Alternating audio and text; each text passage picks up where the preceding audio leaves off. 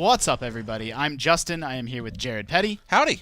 And Jared, we are playing Factorio. This is episode 2 of our Factorio Let's Play, so go back and watch episode 1 if you didn't, because I do not want to have to keep explaining what sort of the core loop of this game is. Right. The close summary here is, folks, we are on the threshold of electricity. Right. This is an open world sort of mining, crafting, sandbox game where the big twist is you build big, elaborate, complex factories to eventually sort of automate everything. Hence the Factorio. And so now you can see I have these 2 electric drills. They're drawing power from these steam engines, and we have power lines sort of running up here, and they're powering the electric drills, and they are mining coal. And we are going to bring that coal down with conveyor belts. Oops, I need more iron. This is the loop of the game. You never have, oops, I need more iron. Okay, let's up our iron production. Right. Okay, now let's do this. You know, it's always around and around and around in a circle. Always something to do. Like housework, but fun. Exactly. That's a box quote. Right, box quote right there. Like housework, but fun. That's right. So jumping up here, and this is a PC alpha game at this point. Are there any plans for a console release on this that you're aware of? Oh, no, none that I'm aware of. And I honestly, it's very mouse and keyboard. I don't see how it would work. Its interface is built around this kind of control scheme. I'm sure someone could find a way. You know, I'm not going to say it's impossible, but that's certainly not. I don't know. Maybe you should say it's impossible because then someone will try it. They'll get mad and like, I could do that, and then that's true. That's true. So you're about to see something cool. All right. Well, you're about to see. What do I need more of? I need more. I need more everything. You're about to see more resources required. So you're scrambling back down here. So we're crashed on an alien world. Out there somewhere are indigenous peoples who are getting gradually more ticked about the fact that we're polluting their planet. But right now, we're just trying to get the lights on and survive. We're just a squirrel trying to get an acorn. Although I should say that I cheated a little bit and I put the game on peaceful mode. Ah. So the aliens will not attack us first. Would the aliens normally be kind of ticked right now, come running out and... They're usually, they take their time. Okay. The game,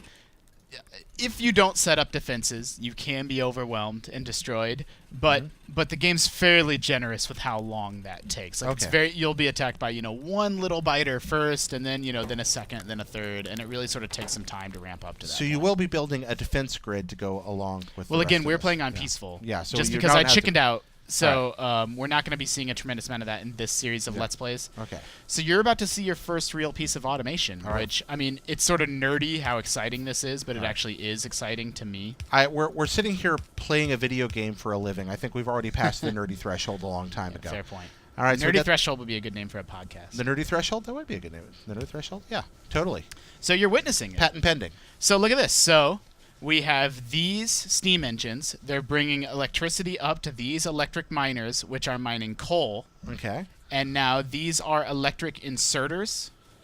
And so see the direction that they're facing? See that arrow? Yeah. So what that is that inserter is going to do its best to grab whatever is on this conveyor belt and shove it, on the other end of the inserter. Okay. And so what it's doing is it's taking this coal that's on this conveyor belt and then it's putting it in this boiler that heats up the water. I know. We've heated the water. And so we've just created automation. A steam-powered automated loop. And now, this is just going to run on its own. We don't have to fool with this anymore, right? Nope. And there are, people that are pros at this game know the ratios of, I think the maximum ratio is 1 offshore pump pumps enough water to power 10 steam engines.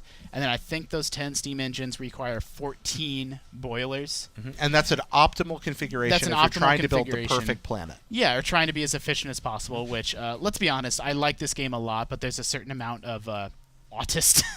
it appears to. There's a certain amount of obsessive compulsiveness, that's going to go on in this. Yeah. And but that's part of the appeal of these kinds of games. You think about even the classic Sim City and its sequels had ways that some people figured out ways to layer development grids. I don't know if you remember that, but I do. You could get them to count as full grids, but only take up, I think, a quarter of the space. And people figured out these super elaborate patterns just to see what was possible. If you enjoy that, that's great. These games are here for you. If you don't enjoy that, that's great too. You can build this as casually or as complexly as you want to, and that's one of the things I like about these kind of wide open games. I mean, if you want to use this game to spell your name in the conveyor belts, I suppose you could, right?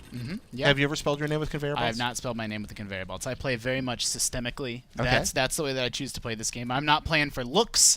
I'm not playing to be creative. I'm playing to try to be as efficient as possible, and I think that 1 to 10 to 14 ratio is the correct ratio. Okay. I might have inverted. It might be I think it's actually 14 steam engines to 10 boilers. Ooh, I don't know. Thousands of people in the Factorio community are screaming at their monitors right now. No, I mean, I don't think they're screaming because I'm almost sure I got it right. All right. Okay, there we go. So now what we're going to do is all this stuff that right now is burning coal Yeah. and wood, we're going to slowly start converting it to electricity. Cool. All right. So we're going to turn this into an electric apparatus. Now, we've got our electric pumps up top here. How are we building electricity down here? How is that working out? So we're going to run electric poles. Ah, there we go. So we're going to take our power station and use it to fuel this area down here. So, I'm just trying to think. What is... And so... if there are any hardcore Factorio fans out there, I'm sure they're already mad about something, something or other that I've said. But I'm not really playing to be, maximum efficient or anything like that. I'm just sort of trying to show off the game to some people that probably haven't seen it before. So like, there's things like there's if you want to get really crazy, how far away the electric lines can be when they connect. Like they'll connect right here, but not here. Okay, so so you can try to space those out perfectly. Right. And so now we're running electricity down to what's going to be, one of our main areas of operation. And, is there a real-time clock of some kind running, Justin? Is there a terminating event or anything that we have to worry about, or is that just the interference of aliens in a non-peaceful mode? Yeah, you are running against the clock against the aliens. They're going to get more and more and more aggressive, and you have to, continue. So there's little tricks that I've learned about Factorio, by the way, where little niggling things like the direction that things go on conveyor belts. And I didn't even point it out when I was up at the top mining the coal, but now that I'm down here, there's little tricks like to fill both sides of the conveyor belt. This is a setup that'll do it for you. Okay. So by running, it's this junction right here is running, so I know that this iron is running along the top, so to run something along the bottom, I just need to run it into the bottom of the conveyor belt. I see, okay. And so now we have a nice full conveyor belt. With all the coal you could ever want running out of it. Oh, that's iron. All the iron. Well, we're going to need much, much, much more iron than this. Well, but never mind. I mean, we're off to a good start. Yeah. And let's see, what's next? Where do we want to run this iron? I don't know. I need more. I mean, more everything. I'm suddenly having like flashes to that old card game, Waterworks. Did you ever play that? I never played Waterworks. Yeah, Waterworks was a game about building pipes with cards. It's a lot of fun. Wow. Yeah, you had to lay them out on the table and build a working plumbing system, and it was largely about trying to build your own while screwing other people over. I love games like that. Nice. Oops. Oh. That's fine. It's easy to pick things up and rearrange things. You'll be doing a lot of this. You'll lay a lot of track and think you have it laid out all perfectly, and then you'll realize later that you actually, oops, I screwed this way up. It's not even remotely correct. Is there any penalty for just tearing down and starting over? Nope, not at all. When you tear it down, it just goes right into your inventory. You just get it back. So this and again, speaking of ratios, people know the ratio for the exact number of drills that you need to fill a conveyor belt moving at this speed. You eventually get faster conveyor belts. And all that's available out on guides, wikis, things like that people can read. Okay, cool. Yeah. So all I'm doing is, again, I know that I'm going to need a lot of space, so I'm thinking I might do my smelting here. I'm thinking about earmarking this as space for like a smelting facility of some kind. Speaking of which, we're going to need quite a bit of stone. So I'm just trying to run some track over here because we got good. So to smelt, you need the raw resources, which in this case is iron and copper. And then you need a decent amount of coal. And what will smelting allow you to do? We're doing it on a small scale right here. We have a furnace that's turning. So these are the raw resources. We're running raw resources over. Yeah. And what we're about to do is build more stone furnaces that will turn those raw resources into the iron plate. Which is one of the key parts. Pretty much everything requires iron plate. All right.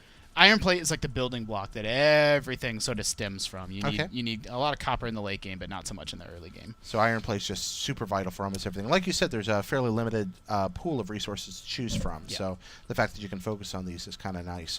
So you zoomed out during the first video and showed us this entire world and said that we're actually that space becomes a problem. No, space never becomes a problem. I was just illustrating how much space eventually.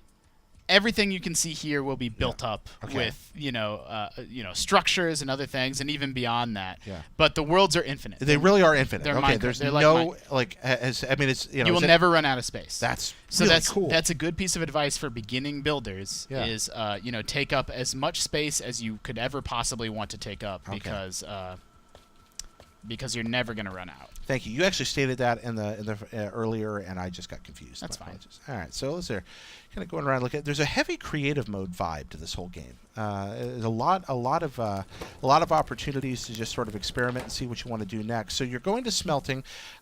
You said that there's an end game. What's the tree? What's the path to the end game? We can't show the tree yet. Not that it's a secret or anything like that, but just it's unlocked over. Well, actually, here's the tree, but it's not laid out in a tree. So you just kind of need to know. Like you'll see, armor crafting 3 requires armor crafting 2 and requires 2 speed modules. So probably the first thing we're going to unlock is automation, and that lets you build the assembling machines that let you start automating everything. Okay. Or maybe logistics, which lets you do things like splitting these in 2. Splitting your conveyor belts in 2 and things of that nature. Fantastic.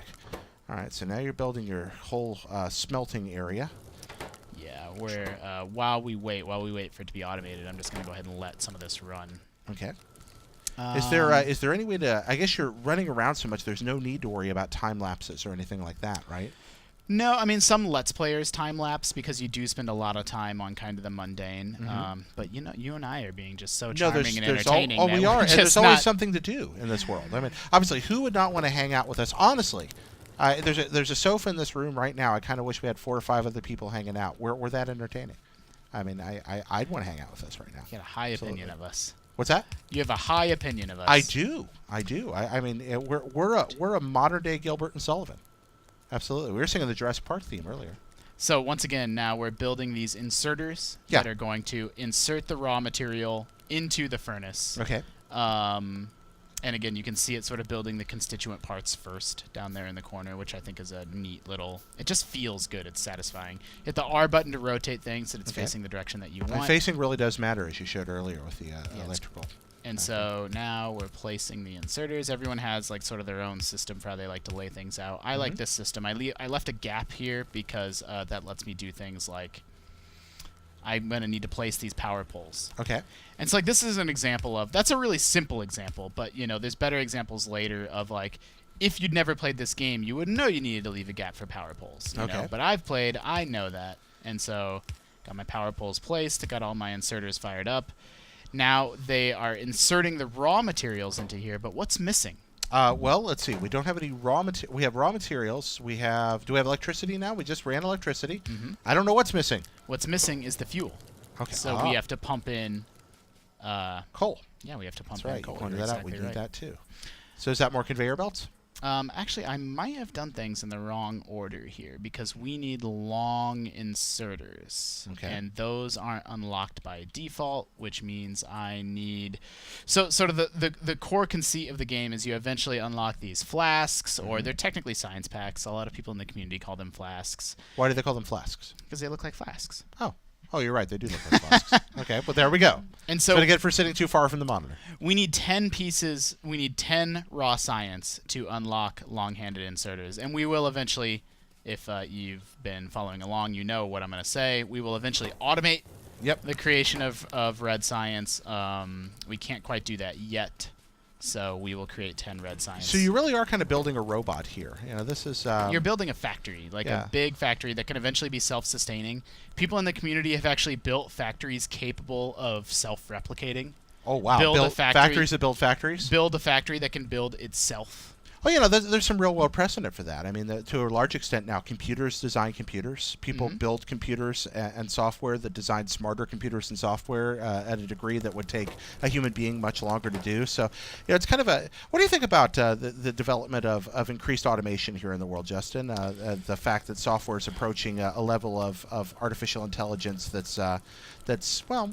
kind of uncanny. Yes. What do you think about it? It's super spooky, isn't it? I mean, that's a super valid point of view. I mean, smarter people than me are concerned about it, so that makes me concerned about it, for sure. I'm not concerned about it in Factorio. I just think it's a tremendous amount of fun. It's a lot of fun in Factorio. What if Factorio becomes sentient? I mean, what's it going to think? Well, then we're in real trouble. Are we? So we're making red science down here at the bottom, and now you can see we're going to build a science lab. That's what this is, and then we'll plop that science lab down and just go to town. It's just going to generate more science? It's just going to generate more science. Will it blind you? Well, we will not be blinded with science. I was kind of hoping we'd be blinded with science for a second there.